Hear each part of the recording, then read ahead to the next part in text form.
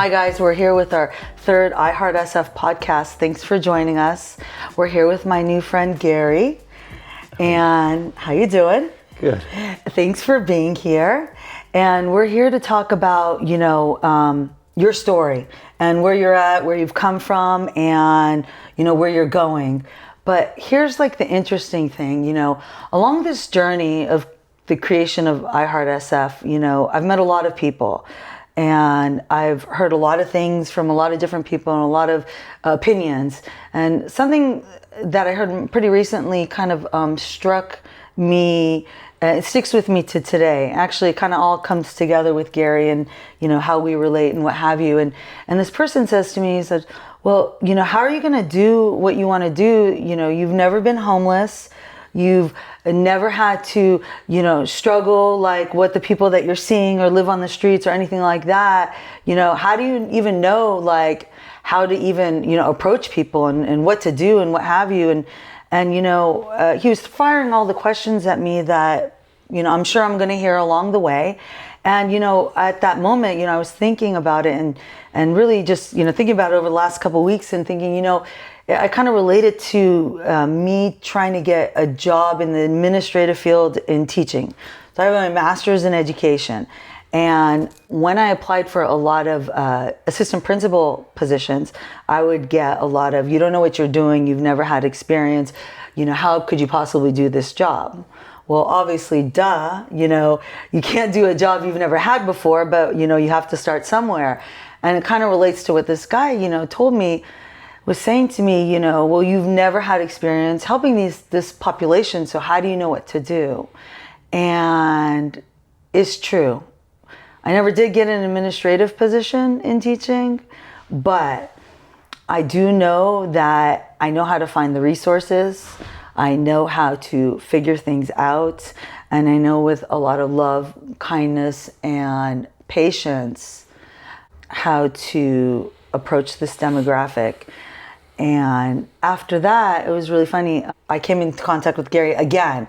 I had met Gary actually, 3 months ago now, 4 months ago. Almost 4. Yeah, and I would say Gary is kind of like my first case study.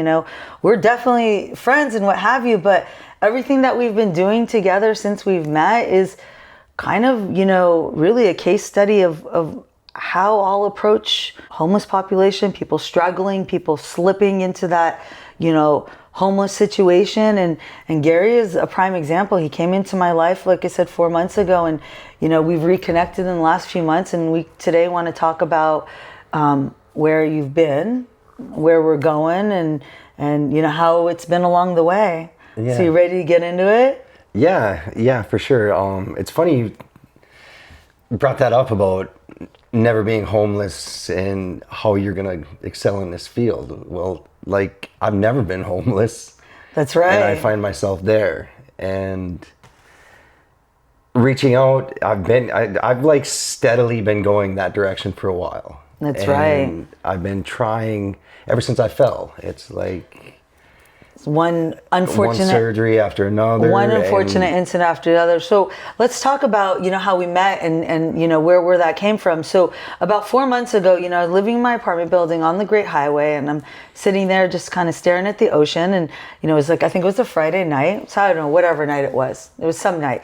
And I hear some commotion down below me. I'm about 3 flights up, and I hear, turns out to be you, my neighbor downstairs, and somebody else, and you were intoxicated and kind of all messed up. And I just heard a lot of noise. I didn't think anything of it, but my neighbor, he texted me, sorry about the noise, hopefully we didn't hit your car. My friend, is having some issues. And I was like, it was probably like 9:30 at night. And I was like, okay, whatever. I didn't really, think anything of it. And went to bed.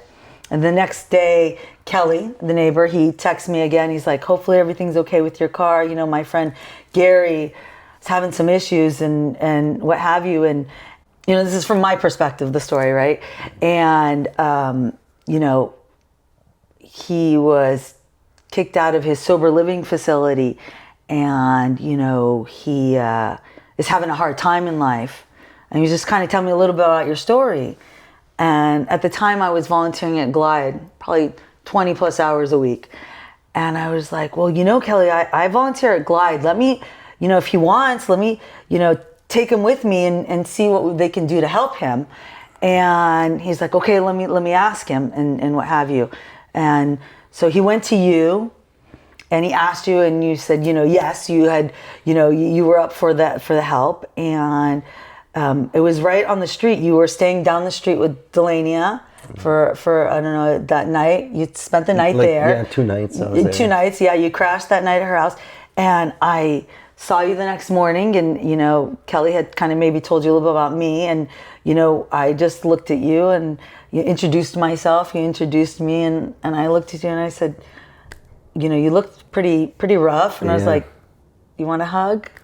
Yeah. And you accepted my hug and you gave me like a really nice, and I was just like, and you started crying. Yeah, I was kind of like a wit's end. I didn't know which way to turn. So that was my perspective from meeting you. Do you remember much about that night? You were pretty out of it. Yeah. Well, yeah, the night before I got kicked out of the sober living house because it's just been like this chain of events that's been happening for the last 4 years. 4 years, yeah. So when you met me at that moment, you were pretty distraught and we gave each other that hug and you cried. Yeah. And I don't know what were you thinking at that moment? Do you remember at all? There was something when I met you that like gave me this like hope. You're like, hey, everything's gonna be all right. Like, yeah, I did say that's right. You're like, we'll get this figured out. You're like, I'm Rosemary. Yeah. I talked to Kelly, and we're gonna get this figured out. Everything's gonna be okay.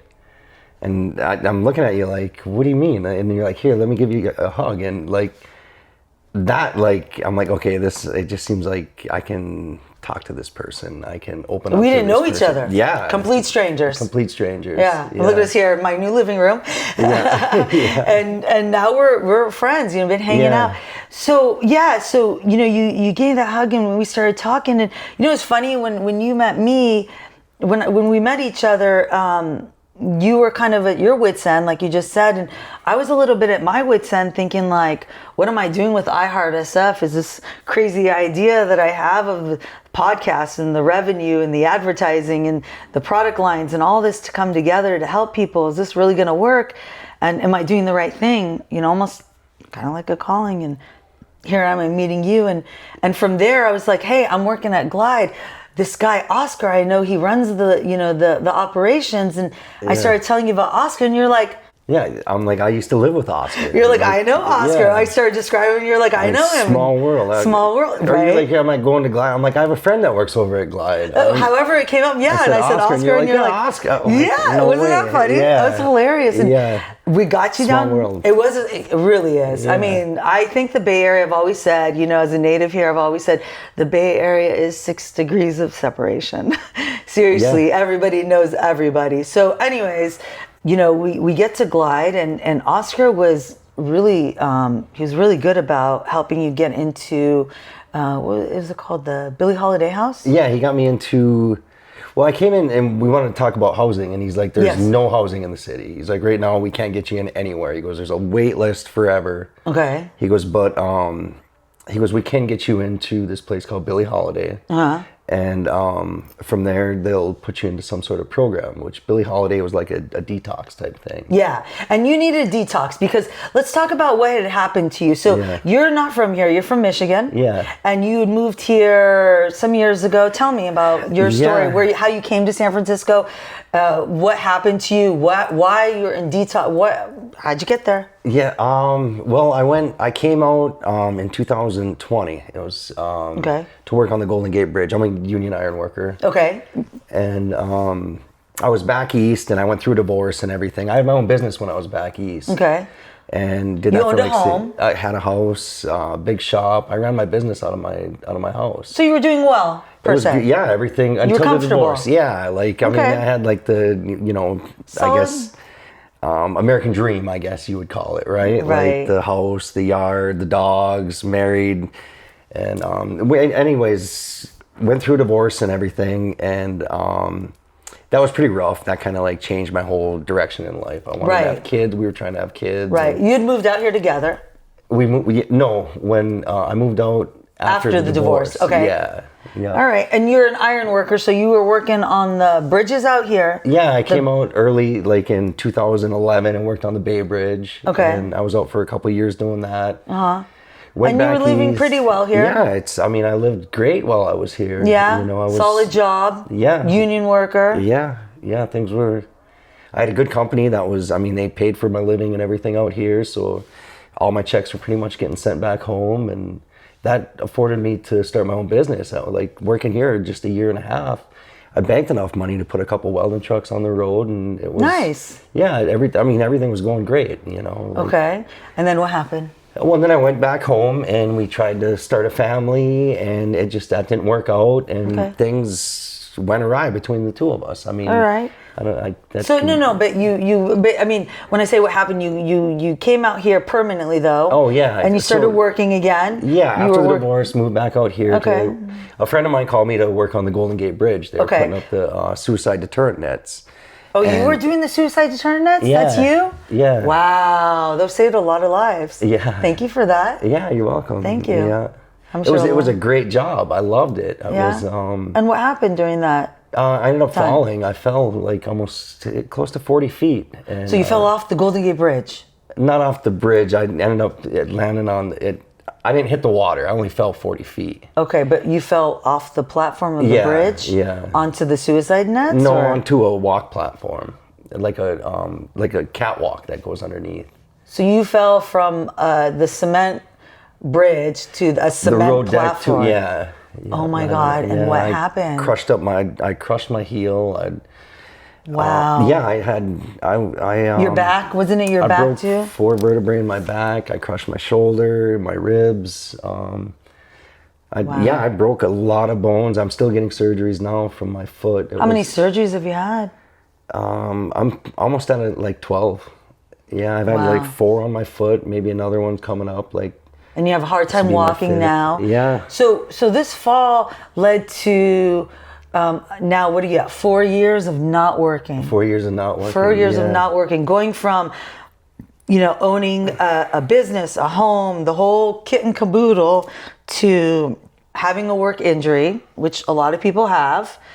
It is wonderful that your bills are being paid through the union, your medical bills. That is one plus on your side for sure. But all of this started, changing your life because you didn't have an ability to collect an income. No income. What's happening with your workers' comp right now? Everything's pretty much been exhausted. Right? Yeah, I'm at a point now where I've pretty much exhausted all of my revenue. Like everything that all your savings, getting, everything. All my savings. You went from a house to, what were you saying before, like an apartment? Like how did that? Yeah, from when I left Virginia, we sold the business and all that was kind of, the divorce thing. But when I came out here, I moved up to Nevada. But you were living in a nice apartment. It was a beautiful place up in Nevada. Okay. Nice, 1-bedroom apartment up there, right close to the bridge. Right.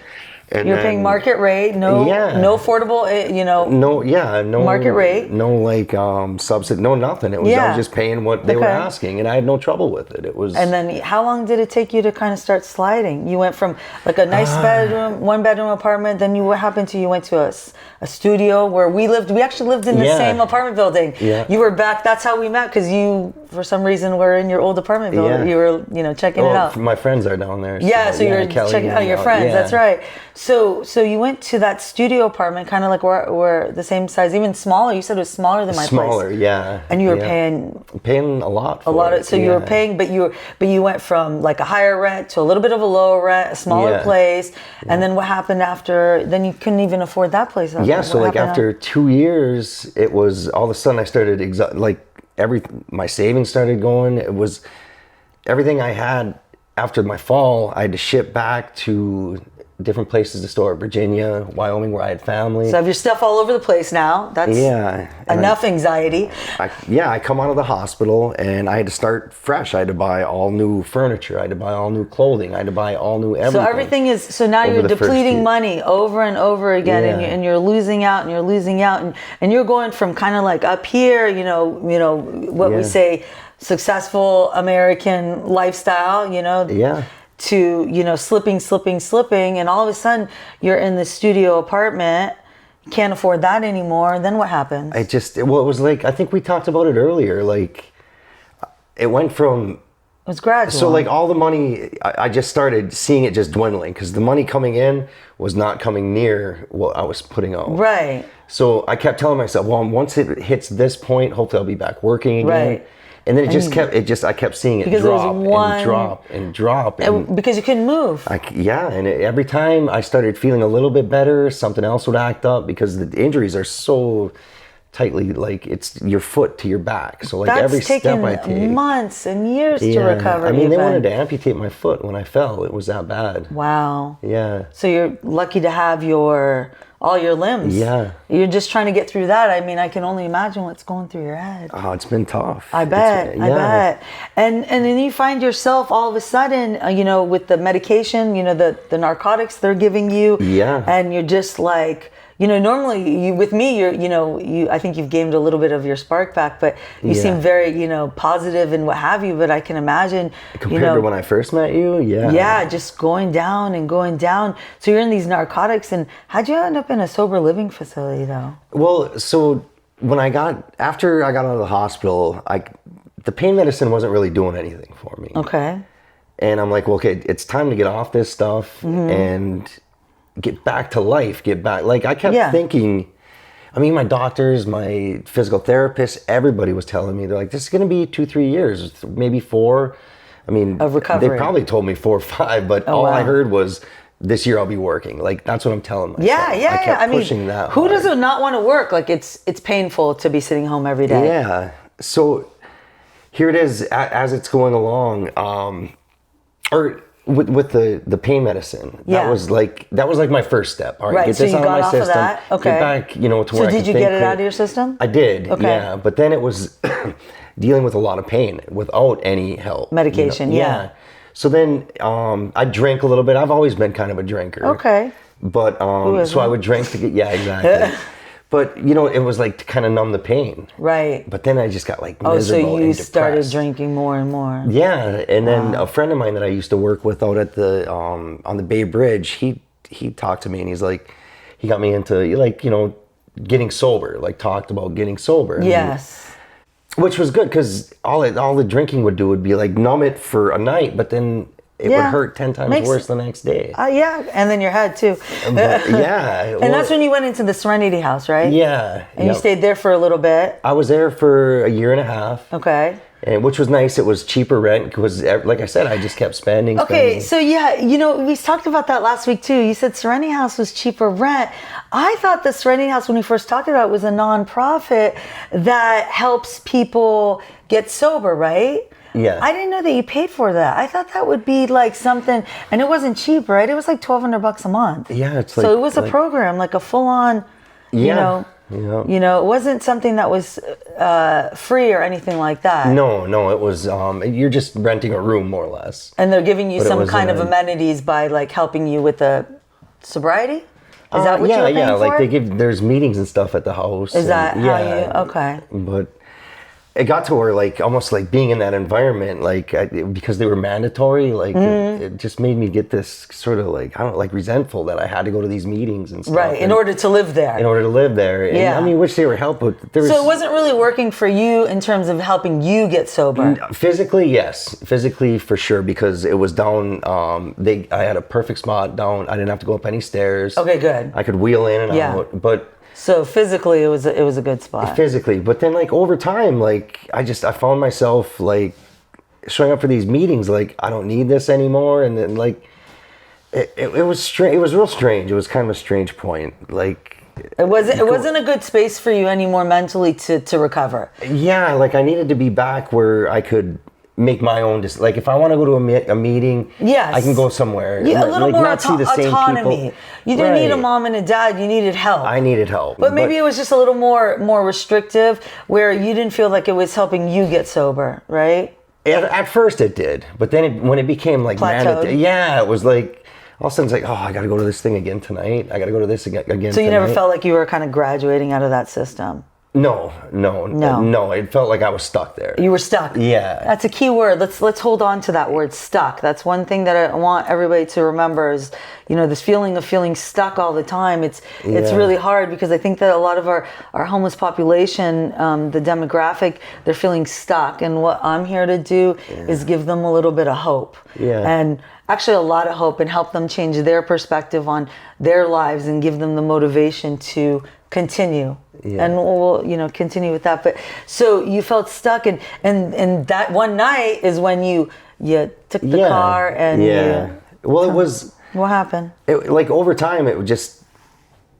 Here I had a good job offer, like to go back and start teaching. Oh, teaching. That was the teaching of the welding, right? But like my body was telling me, no, I'm not ready for it. You know, like I started taking some classes for that to just get recertified so I'd be ready. There's some so you were looking forward to working again. Right. You were getting real close. But like I couldn't do 8 hours on my feet. Right. I couldn't stand on my feet for 8 hours without like the pain setting in so bad that I couldn't concentrate on anything. Right. Okay. And it's still that way. Like I wanted so bad to get back on my feet, but it just, with having the injuries, I knew work sounded like such a great thing. Deep down, I knew I wasn't probably ready to be back working 40 hours a week. Right.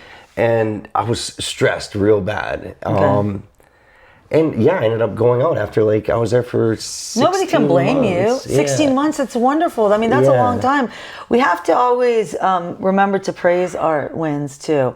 So you were at a point where you're just like, fuck it. You were tired. Nobody blames you. Mentally, everything. I was just stressed. You didn't have family around. I mean, you had friends, no family, but it's hard to count on people that you don't know if you can count on them. Yeah. Right? And I have great friends and people I can't. But the situation I was in, exactly. You can't count on somebody to help you, 24/7. It's more than somebody can It's take more on. than just a friend. And, our friends love us and they do what they can, but everybody has their own lives and their own situations. Yeah. You really need a place where you have real, constant, daily, support. It's a slow process. You've been going through this a long time, right? Yeah. So that's the night that you crashed out, and then I met you the next day. Yeah. You got into, so Glide couldn't put you in anywhere. They told you that, it was a mess trying to get housing in the city, and they got you into the Billie Holiday house. Tell us about the Billie Holiday house. That was a little rough. Was it? Yeah. It but felt like it was good for you. It was. It was rough for you because remember you told me you were being humbled. You were like, oh shit. Well, that's what I mean by rough. It made me realize where I had gotten in life, right? Never in my life would I ever thought I'd be homeless, especially at my age and everything I've done through my life. I'm 46. Okay. So you've been going through this what now, a few years now? 4 years. July 3rd will be 4 years. Okay. And it's just been steady, decline.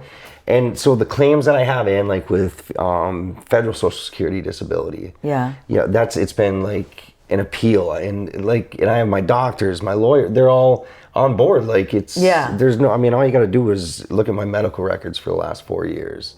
And it's from one surgery into another. And it just keeps you stuck. And I keep getting denied these claims. Money has ran out. So you're totally mentally effed up.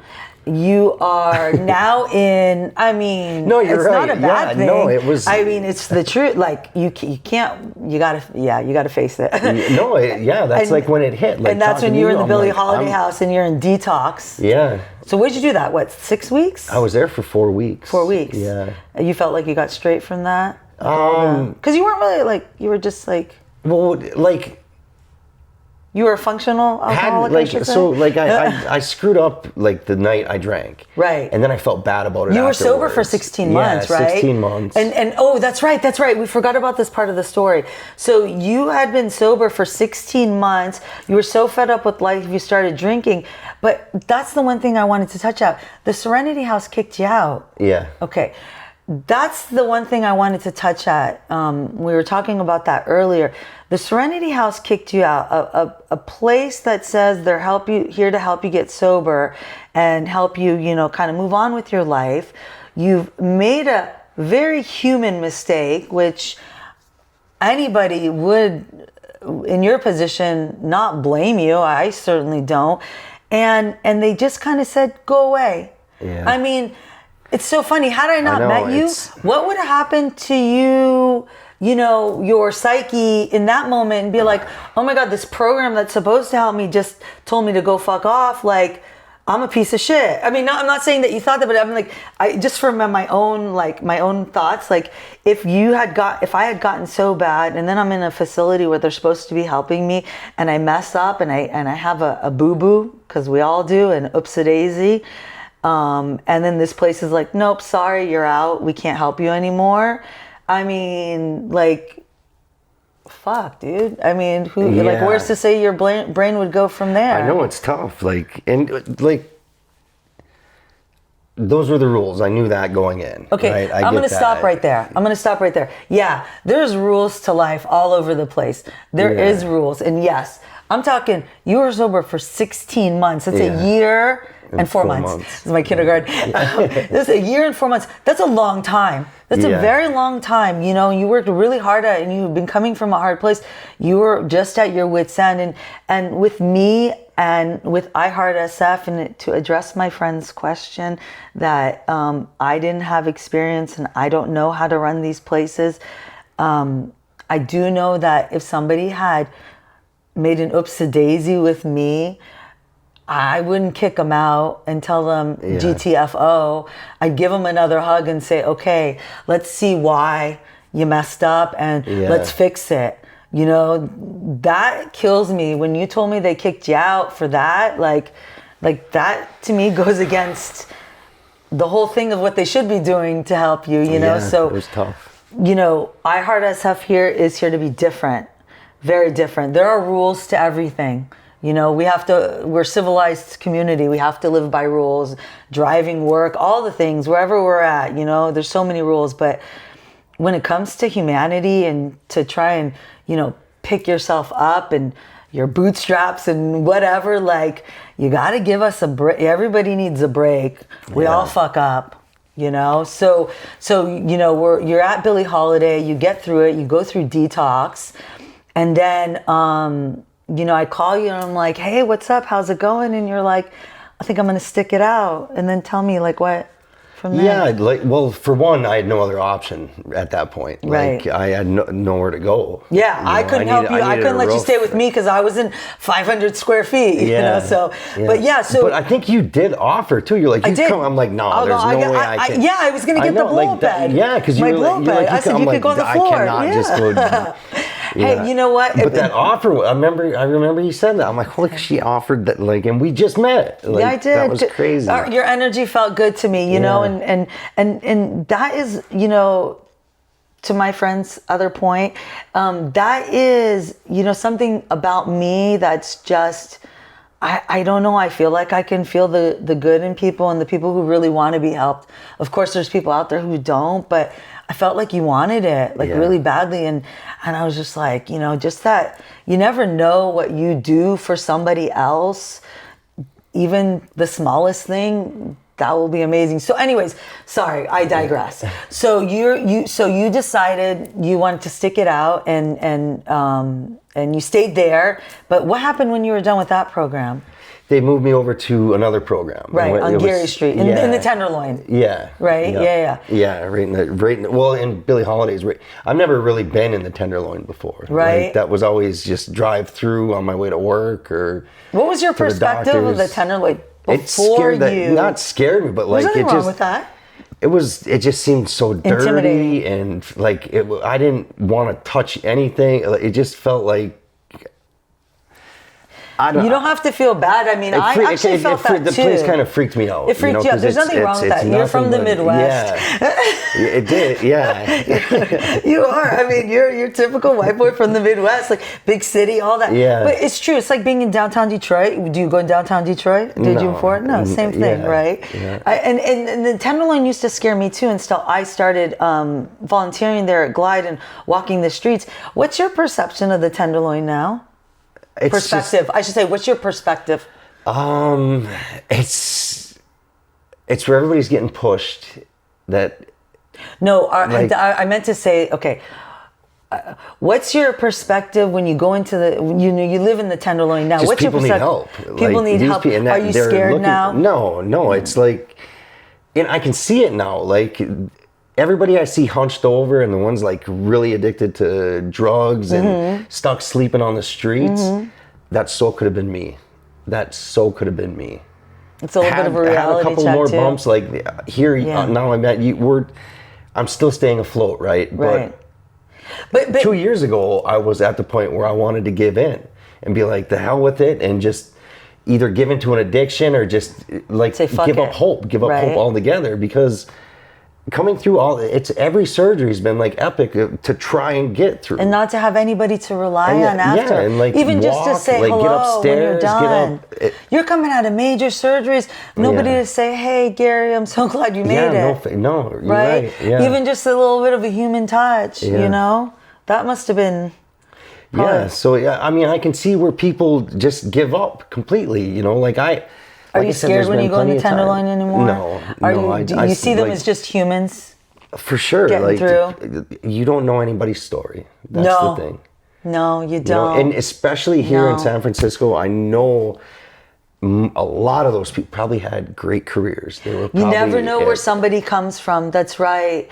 And it's just how you never know. I can empathize now. Like I see how it can get to that. Like, right, your perspective is different. I'm like there. Right. You know. And now you have more perspective and more empathy for. Yeah. And so you moved to the name of the place that you're in. It's now? TRP. TRP. So you said it was like a step down program from prison. Yeah, I think, kind of something like that. I didn't know anything about it when all I knew was, okay, this is a place where I can have shelter. Right. And he said there's room and board. Do they charge you? It's a program. No. No. Okay. So this is completely paid for from, I guess, grants and stuff. It's like a nonprofit. It's a nonprofit. Okay. Yeah, so they get government grants usually or something like that. Department of Rehabilitation or something. Department of Rehabilitation. Is that what it's? Okay. Or DBI. Okay. Or something like that. Okay. But I think they're tied in together. But you're not the same. You're different than the rest of the people there. Not the rest. No, there's things in common. We all have things in common. No, I mean like they're coming out from incarceration. Most of them are. Yeah, court mandated, like reduced sentence. And you're there because you have nowhere else to go in the city. I'm there because I need. Or you'd be on the streets. I got to get housing. So you got to follow these people's rules now. Okay, so you're there after 4 weeks at Billie Holiday House, and you go into this place, and you're there for a couple of months, and I text you again, just checking in, how you doing, because at Billie Holiday you didn't have a phone. 2 months I didn't. First Billie Holiday, like the whole time I was there, I wasn't allowed to use the phone. God, that must have been kind of crazy, but it was kind of good though. Actually, it was. It gave me a lot of time to like reflect. Everybody hated it, and I'm like, you know what? I just got to concentrate on what has gotten me here. Yeah. Like it was a lot of reflection time all through that. Yeah. Did you get back to reading? Then I went over to the second. Oh yeah, that was like what got me through reading and reflecting. Pretty much. Emily Dickinson, you said you loved. I like Emily Dickinson. Yeah.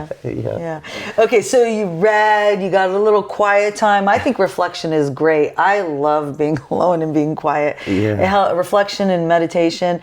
So you got some of that, and then when you got to the new program, I forgot the name of it. When you got to that, did you get your phone back? No, it was another month.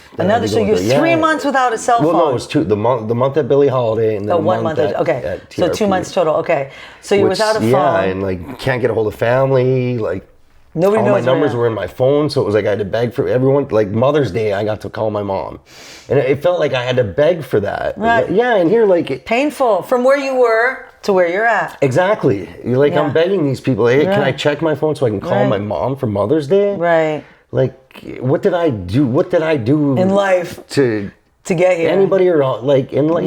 Yeah, I know. That must be really hard. And you were at a point where you weren't quite where you were on the street, but you were so close. Right there, like on a banana peel. On a banana peel. Yeah. What a great analogy. So you're at this place, and I'm checking in with you because I tried to pick you up once, it didn't work out. There was that issue, whatever.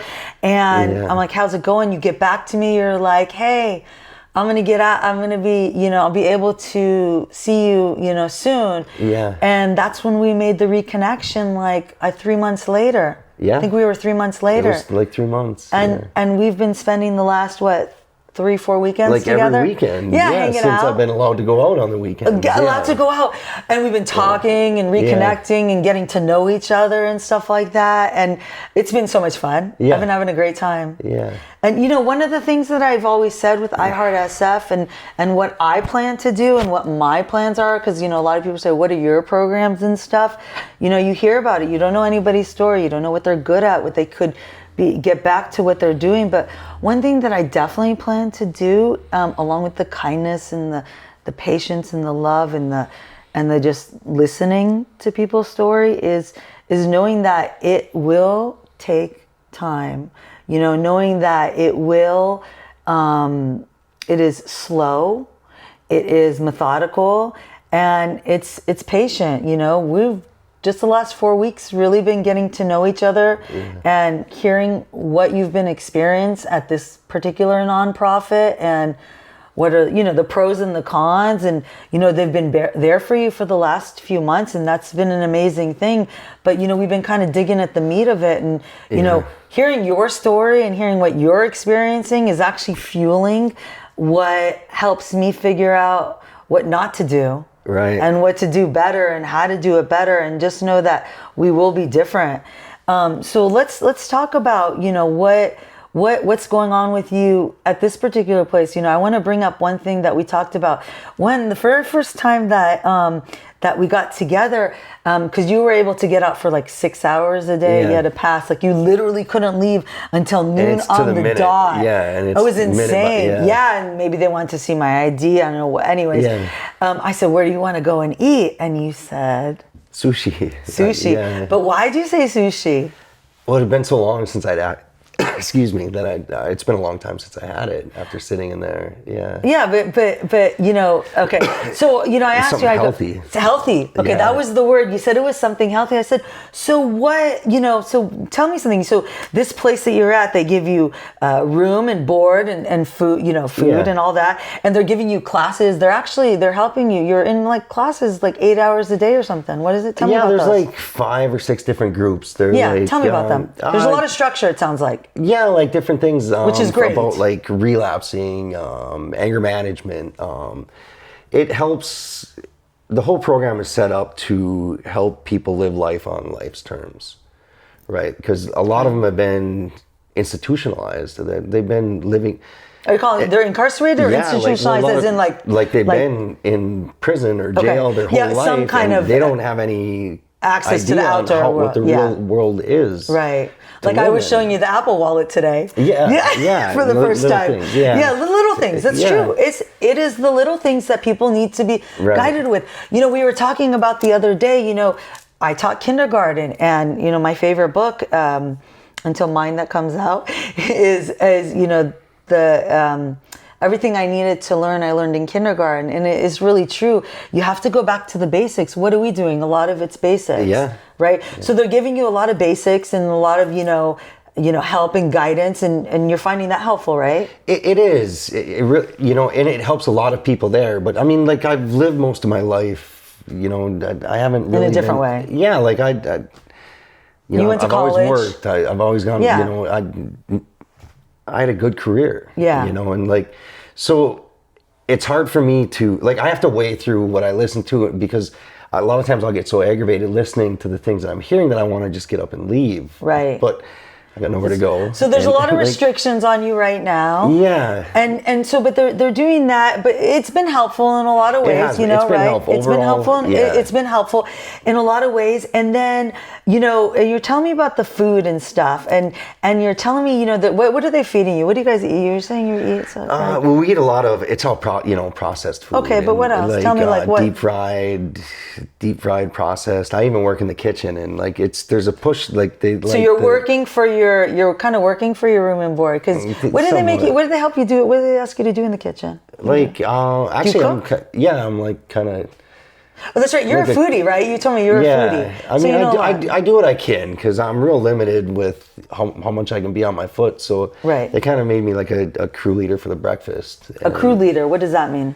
Just get everybody lined out and make the food. And so the people who live there work in the kitchen? is what you're doing? Yeah. Oh, yeah? Yeah. Okay. I'm so, Everybody that lives there, they work like kitchen or they clean the house. Like okay. So you're labor for them. I mean, I guess you're working for your pay. I mean, for your living, I suppose, which is interesting because they are getting money from the government for it too. Right. So maybe a little double dip in there, but whatever. Okay, so they're helping you. You're eating a lot of fried foods, and then we talk about sushi, and you're like, "Oh my God, I haven't had anything healthy in so long." Yeah. And I thought to myself, I said, "Well, that's really great that they're helping you with, the classes and getting your head on straight, maybe giving you some life skills." But then they're kind of like, they're kind of taken away. There's like positives, but then they're taken away, but not giving any kind of like guidance in nutrition and good eating and stuff. I mean, if you're getting money from the government for food to feed people, don't you think you should make choices that are more healthy? If these guys have been incarcerated their entire lives, prison food, we've all heard, is shitty.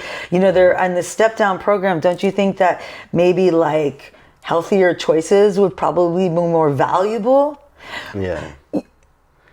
Well, that and an exercise program. Okay, I was just going to get into that. Because like everybody I've gone in there with, some of the people I went into Billie Holiday, we came in at like the same time. Okay. And did they come with you from Billie Holiday to this place? So you guys both transferred to the same? Both transferred to the same place. Okay. So we were out and they like, every once in a while they'll bring us to a park. And right. Like, it was 4th of July. I asked you what you did on 4th of July. You told me the story.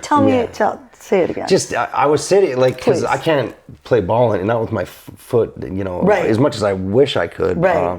So I was just sitting down watching everybody play, and I looked at all the guys that, like, I came into the program with, and I was like, why? And I could feel it I'm like, these guys, we all put on some weight. I mean, like, 20 pounds, like, it just, and it happened all within, like, 4 months. Like, because this program you're in. 25 pounds, like 20, 25, and I could see it.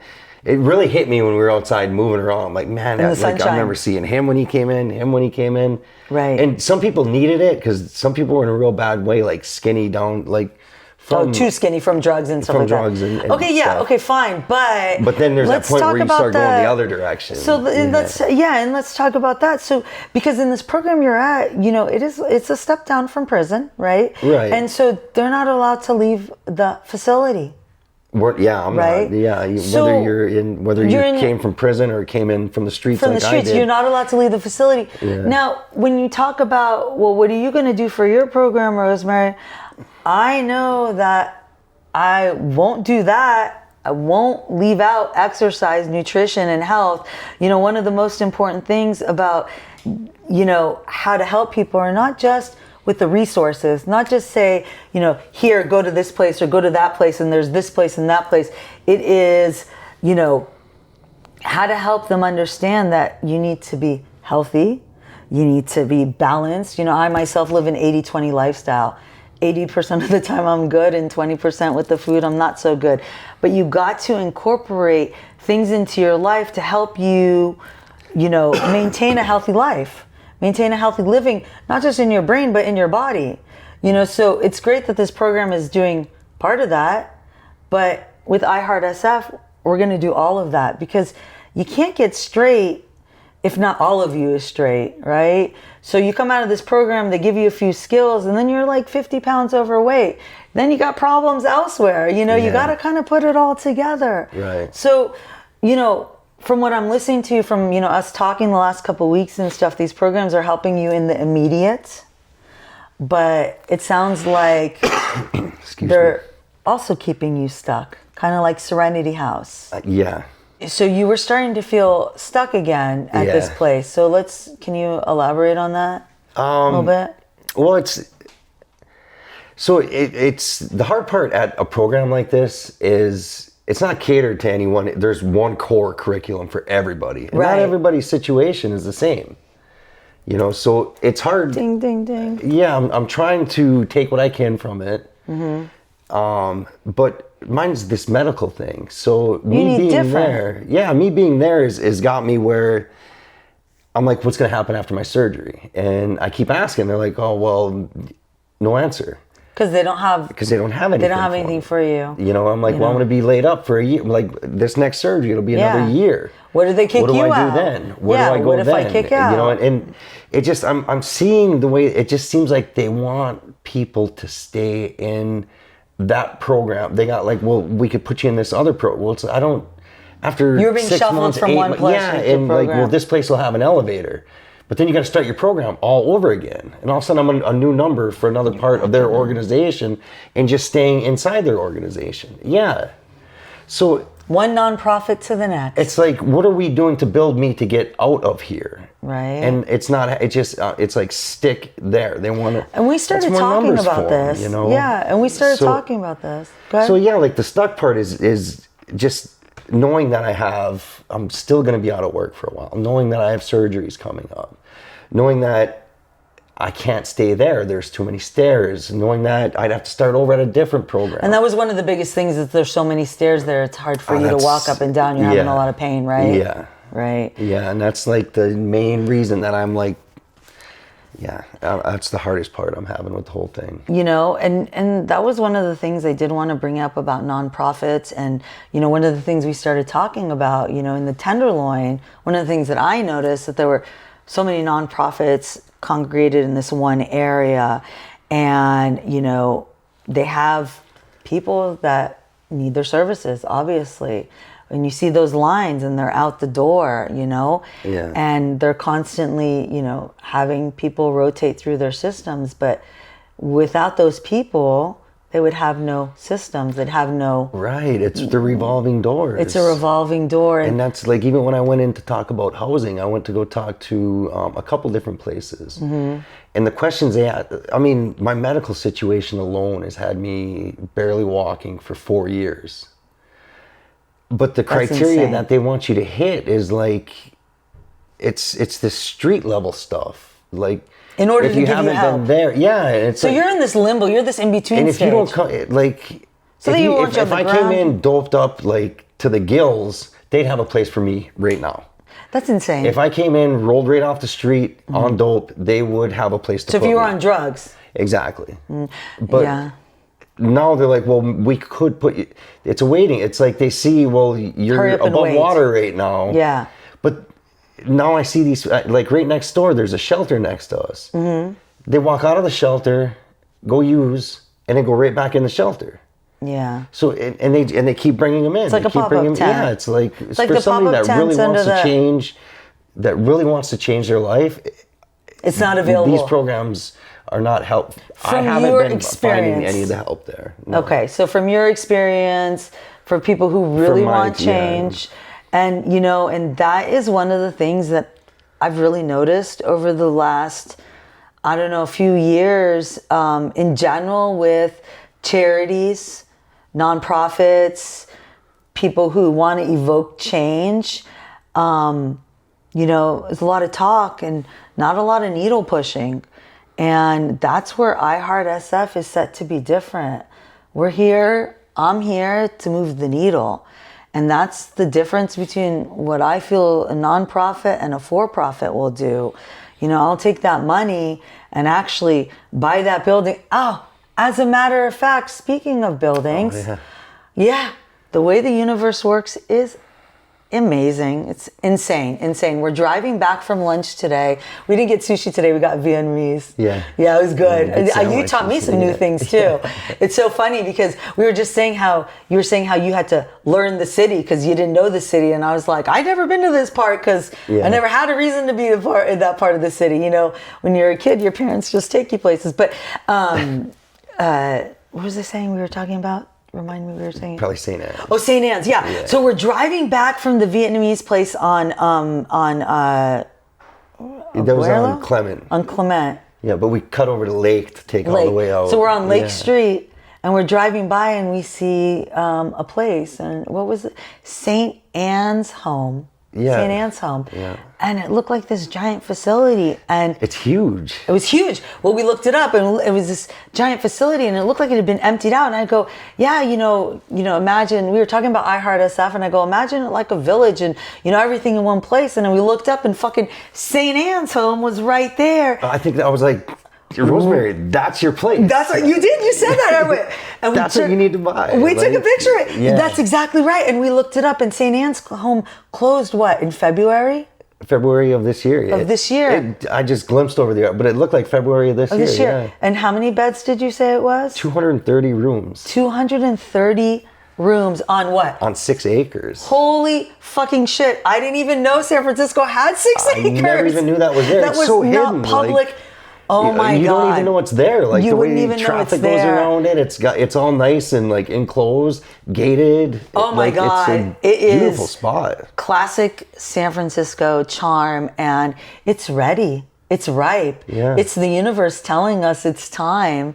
And you know what I've learned in this 15-year journey, starting with tattoo and graffiti art to meeting you, is that along the way, the path has been open and the universe is showing me where to go. And St. Anne's today, St. Anne's home is where we need to be. And that's where I want to end it.